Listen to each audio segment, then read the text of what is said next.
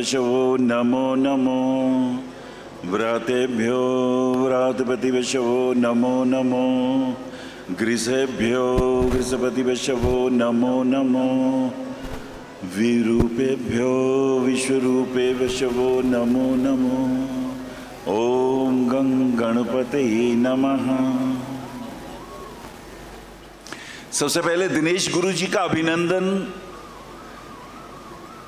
29वां ये ज्योतिष सम्मेलन करना आसान बात नहीं है और इतनी प्यारी प्यारी दिव्य चेतनाओं को इकट्ठा कर लेना, एक मंच पे बिठा देना।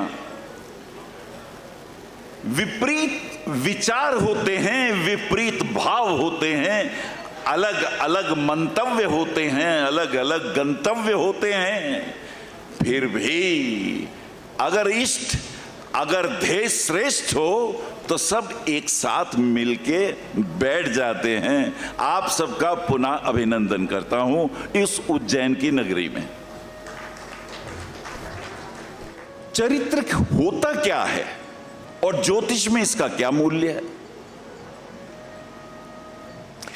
हम चरित्र को बस इतने में ही नाप लेते हैं कि हम में अवगुण ना हो, मद्य मांस का सेवन ना करते हो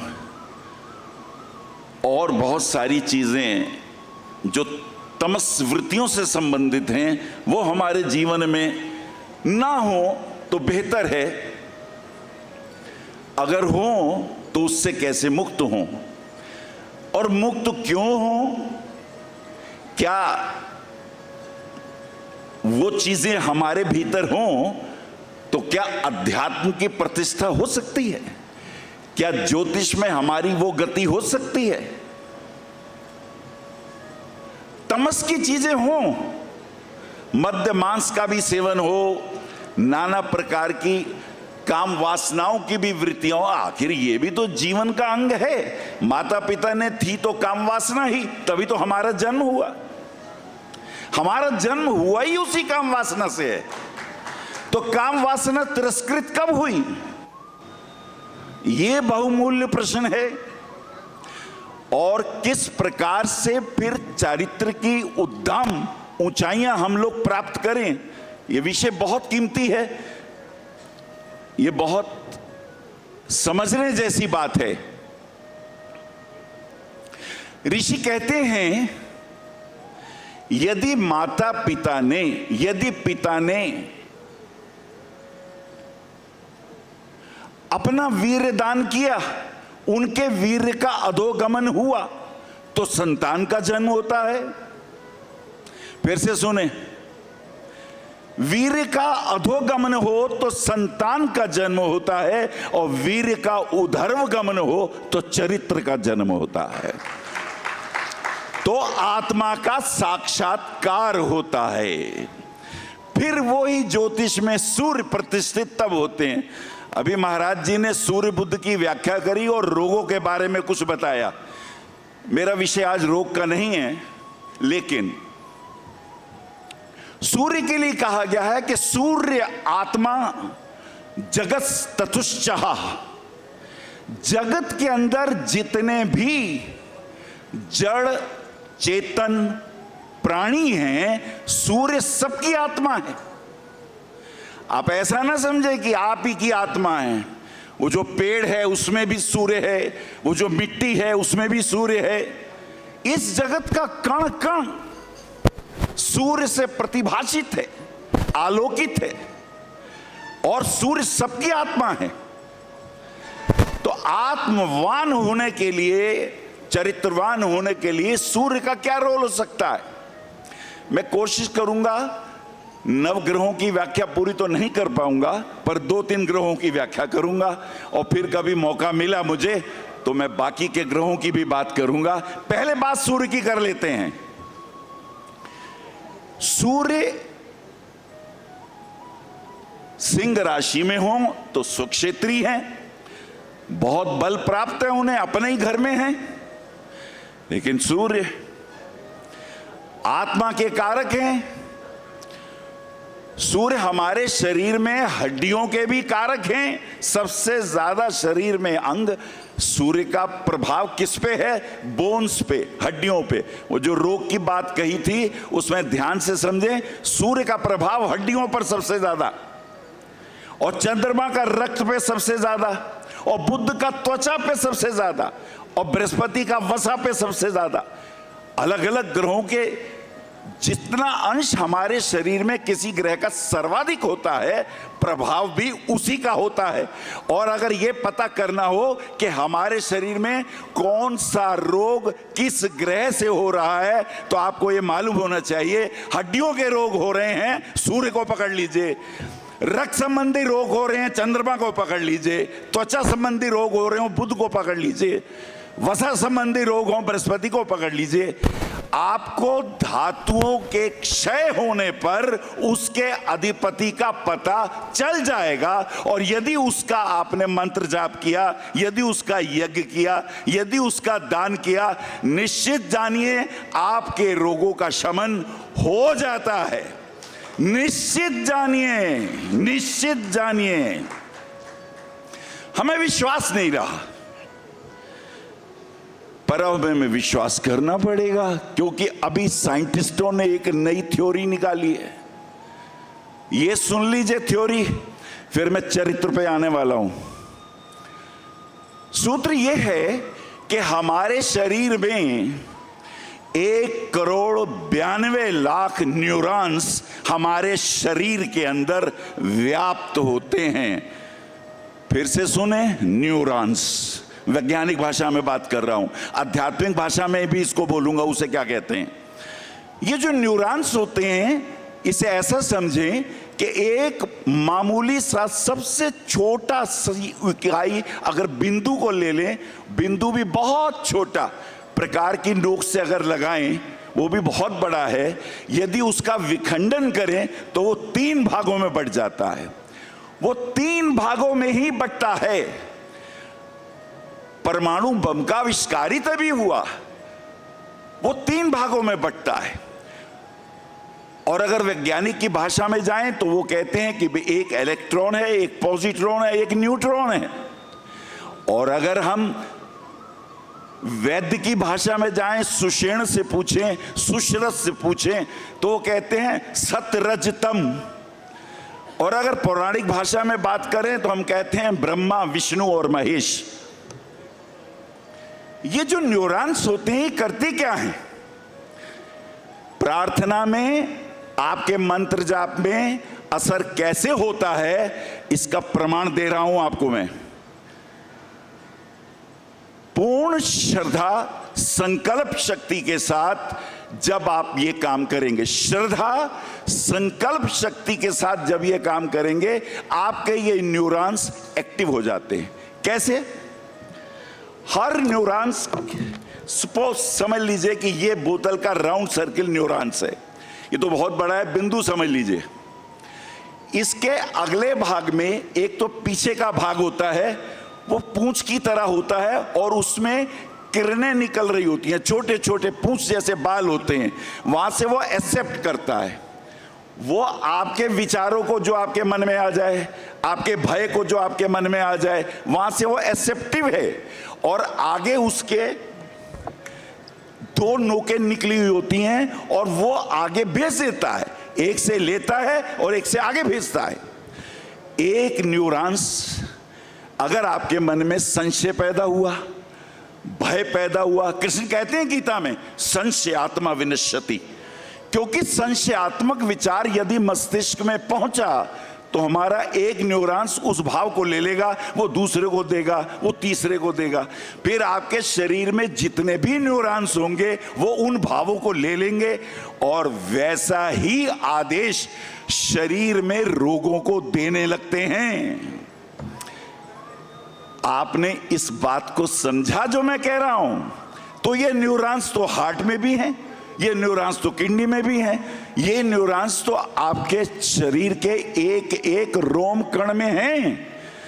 अगर भय का वातावरण पैदा हुआ, संशय का वातावरण पैदा हुआ, तो ये न्यूरॉन्स पूरी बॉडी में वो मैसेज कन्वे करते हैं। और हमारा शरीर इनके द्वारा प्राप्त विचारों को मानने के लिए बाध्य है। इसलिए हमारे ऋषि मुनियों ने क्या किया, इसके विपरीत कुछ ऐसे मंत्र बनाए जो तुमको ये भाव दें कि तुम निरोगी हो जाओगे, तुम निरोगी हो जाओगे। अब भगवान सूर्य आरोग्यता के देव हैं, निरोगिता के देव कौन है? सूर्य। यदि गायत्री मंत्र का आप पाठ करते हैं तो ध्यान रखिए, आपके शरीर के न्यूरॉन्स आरोग्यता के भावों को स्वीकार कर लेंगे और वो शरीर के अरबों खरबों लाखों न्यूरॉन्स को ये विचार दे देंगे और वो विचार शरीर के एक एक रोम कण में करोड़ों की तादाद में जो न्यूरॉन्स हैं वो उस मैसेज को स्वीकार करेंगे और ठीक करना शुरू करेंगे। अभी एक महाराज जी ने कहा, यत पिंडे तत् ब्रह्मंडे, चलो ब्रह्मांड में चलते हैं। ये न्यूरॉन्स आपके शरीर में ही नहीं है, आपके पड़ोस में भी है, आपके पेड़ में भी है, तुलसी के पेड़ में भी है, वो शालिग्राम में भी है, वो गंगा नदी में भी है, वो गैया में भी है, वो कहाँ नहीं है। अच्छा, वो 7 लोग ऊपर भी हैं, 7 लोग नीचे भी हैं। आपने प्रार्थना करी सूर्य भगवान की, प्रार्थना पहुंची सूर्यदेव के पास, आपने सूर्यदेव को जल दिया, आपने प्रार्थना करी, सूर्यदेव ने वो जल से जो उनको लेना है, जो इतनी ऊर्जा लेनी है वो ले लेते हैं। और लेने के बाद ब्रह्मांड में इस मंत्र के जो रचयिता थे ऋषि विश्वामित्र, ध्यान से सुने, अगर गायत्री मंत्र के देवता सूर्य हैं तो इस मंत्र को प्रकट करने वाली प्रतिभा विश्वामित्र है। विश्वामित्र उस ऋषि के पास, उस चेतना के पास आपकी प्रार्थना जाती है, न्यूरॉन्स उनसे भी बल प्राप्त करते हैं और लेके आपके शरीर में वो रोग प्रतिरोधक क्षमता पैदा कर देते हैं। याद रखिएगा, आपका शरीर परमात्मा का बनाया हुआ वो दिव्य मंदिर है, इसको कोई खराब नहीं कर सकता। आपकी सोच, कहते हैं ना, या मति सा गति, जैसी मति होती है वैसी गति होती है। तो जब ये भाव आप रखते हैं आप ठीक होने लगते हैं। भगवान विष्णु तो कहते हैं कि अच्युत अनंत गोविंद नाम उच्चारण भेषजात नश्यन्ति सकल रोगा सत्यम सत्यम वदाम्यहम्। मैं सत्य कहता हूं, भगवान स्वयं कहते हैं जो अच्युत अनंत गोविंद का जाप करते हैं उनके समस्त रोग दूर हो जाते हैं। आप कहेंगे वो गुरुजी उसका क्या हुआ चरित्र का? आइए सूर्य भगवान के पास चलते हैं, इन्हीं के पास चलते हैं, इनकी क्या खूबी है।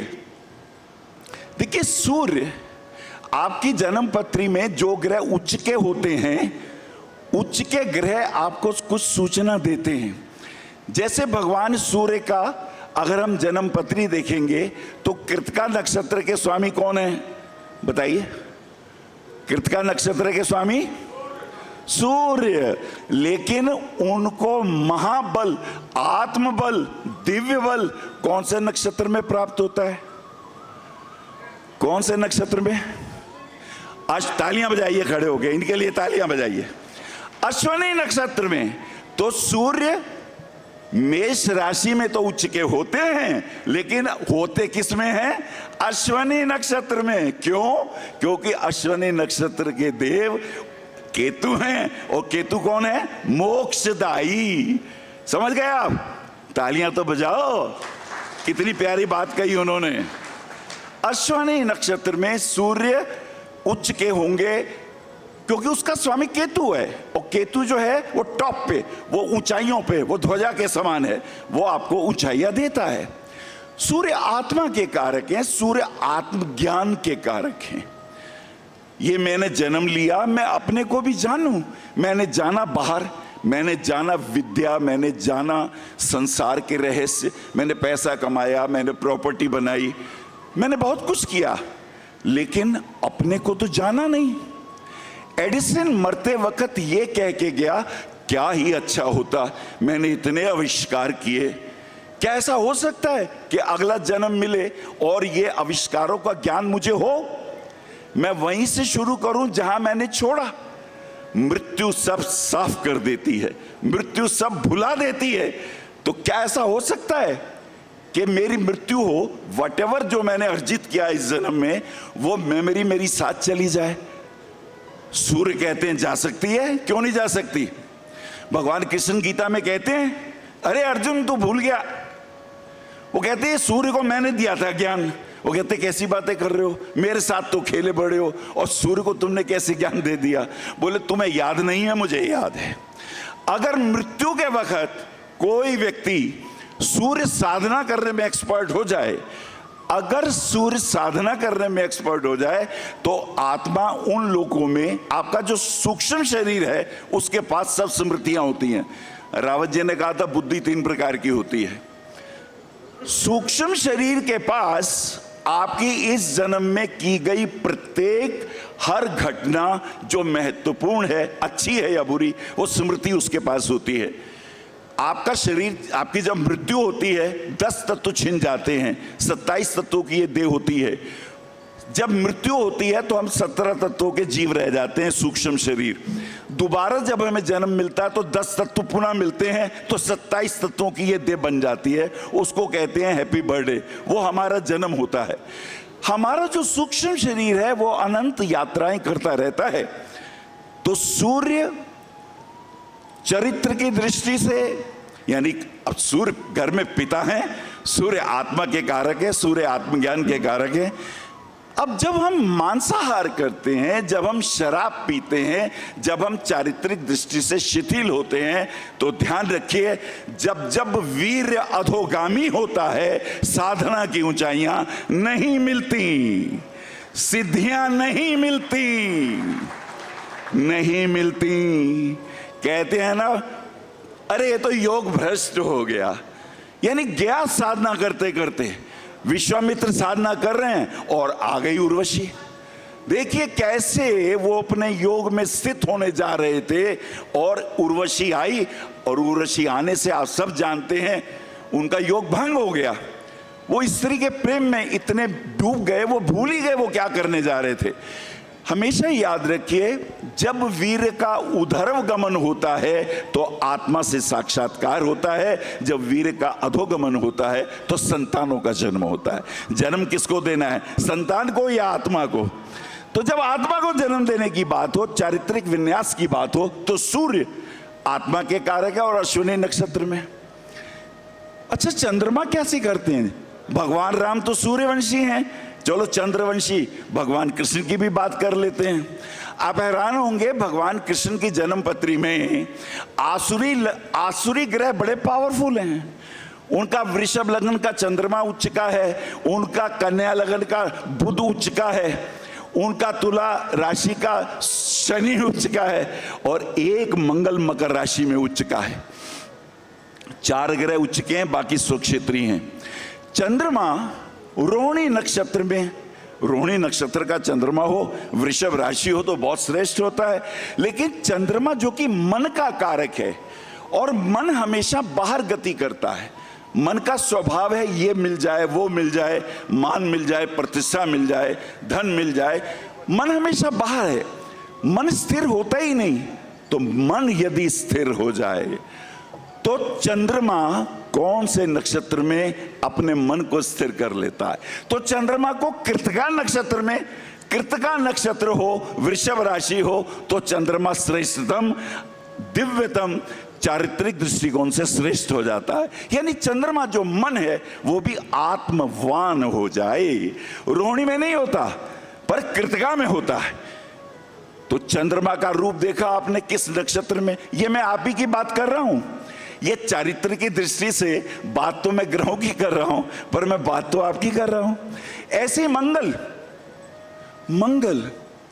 शनि की राशि में, मंगल इतना तेजस्वी, इतना युद्ध प्रिय, इतना साहसी, इतना दबंग, इतना अधिक, उसे तो सेनापति कहा है, लेकिन उसे उच्च का कहां करा?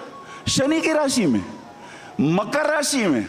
ये बड़ी हैरानी की बात लगती है कि विपरीत राशियों में ग्रह उच्च के बिठा दिए। बड़ी कमाल की बात है। मंगल युद्धवीर है, युद्ध करा, महाभारत का युद्ध हुआ, एक से एक योद्धा विदा हो गए। कृष्ण नहीं चाहते थे युद्ध हो, बहुत कोशिश की उन्होंने, लेकिन युद्ध हुआ और भारतवर्ष ने एक से एक श्रेष्ठ योद्धा गवा दिए।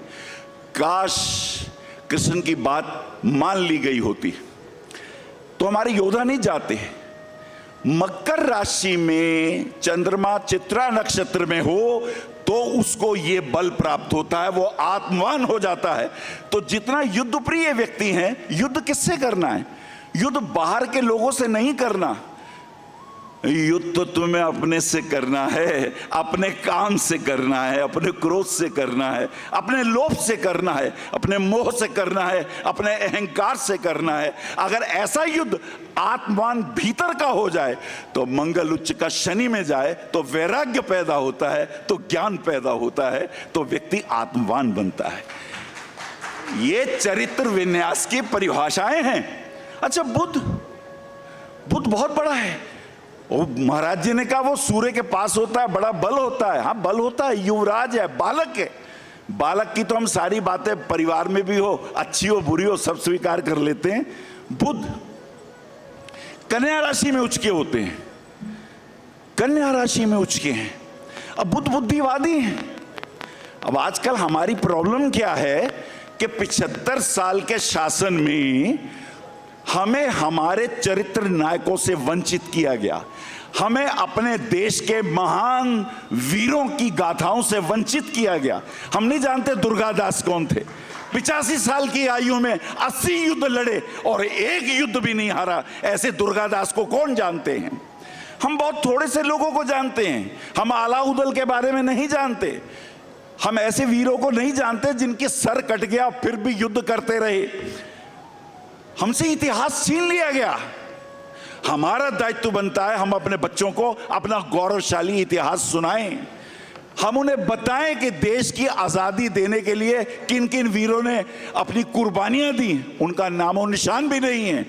हमें याद करना होगा। बुद्ध यही कहते हैं, बुद्ध बुद्धिवादी हैं। हमें बताया गया कि हम तो भाई वो हैं, एक नया नाम हमारे संविधान में डाल दिया गया, हम तो सेकुलर लोग हैं। जिस कौम से उसका धर्म छीन लिया जाता है, जिस कौम से उसके रीति रिवाज छीन लिए जाते हैं, वो कौम नपुंसक हो जाती है, मर जाती है। और तुमने संसार को जीवन दिया, दर्शन दिया, वेद दिए, वास्तुकला दी, तुमने संसार को कृषि कला दी, तुमने संसार को मौसम की कला दी, अध्यात्म की कला दी, उपनिषद दिए, तुमने संसार को वेद दिए, तुमने संसार को दर्शन शास्त्र दिए। और तुम क्यों मिट रहे हो? क्योंकि हमें शर्म आती है, हमें मंदिर जाने में शर्म आती है। हम ये सोचते हैं अरे मंदिर जाने से क्या होगा। मंदिर जाओगे तो तुम्हें पुजारी बताएगा आज कौन सी तिथि है, कल कौन सी तिथि थी, बताओ कल कौन सी तिथि थी, कल कौन सी तिथि थी, तिथि कौन सी थी? त्रयोदशी, चतुर्दशी, पुष्य नक्षत्र, गुरुवार का, गुरु पुष्य नक्षत्र का योग। तुम्हें पता होना चाहिए तिथियों के बल क्या होते हैं। अगर तिथि का बल पता चल गया तो तुम्हें तिथि का देवता पता चल जाएगा। अगर तुम्हें पहली प्रतिपदा तिथि के बारे में पता हो कि तिथि में क्या होता है, जितने भी आग्नेय इलेक्ट्रॉनिक के काम हैं, ऊर्जा संबंधी काम है, वो प्रतिपदा तिथि में ही होते हैं। क्यों? क्योंकि उसके आचार्य अग्निदेव हैं। कौन है? अग्निदेव। तुम्हें मालूम होना चाहिए तिथियों का बल, द्वितीय का बल तुम्हें पास पता हो, उसके देवता कौन है? ब्रह्मा जी हैं। जितने क्रिएटिव नए अनुसंधान होने हैं वो द्वितीय तिथि में है। और तृतीय तिथि में जो भी तुम संकल्प करोगे वो अक्षय हो जाएगा। तुम्हें गौरी तिथि का पता होना चाहिए, तुम्हें चतुर्थी के गणपति का पता होना चाहिए, पंचमी के नागों का पता होना चाहिए, छठी के कार्तिकेय का पता होना चाहिए, सप्तमी के सूर्य का पता होना चाहिए, अष्टमी की गौरी का पता होना चाहिए। तुम्हें गर्व करना चाहिए तुम्हारे ऋषियों ने तिथियों के माध्यम से। दरअसल चंद्रमा सूर्य से जब 12 डिग्री दूर हो तो एक तिथि बन जाती है।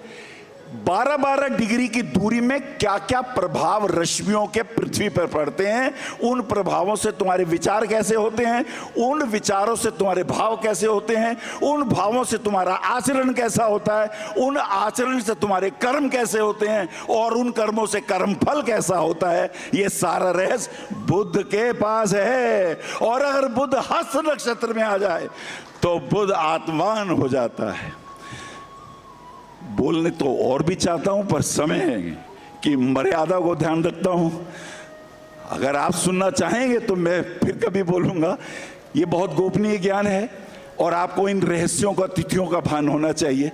मेरी बातों को इतने प्रेम से, धैर्य से सुना, मैं आप सबका बहुत बहुत आभारी हूं और अपने वाणी को विराम देता हूं। और उससे पहले दिनेश गुरु जी का एक बार बहुत बहुत अभिनंदन करता हूं।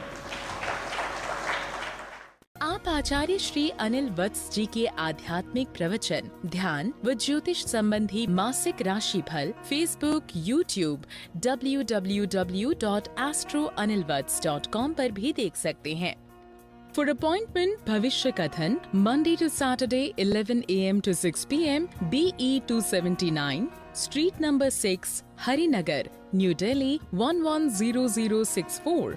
Phone number 98917 39999 98181 89993 981 088 7002 886-000-6030.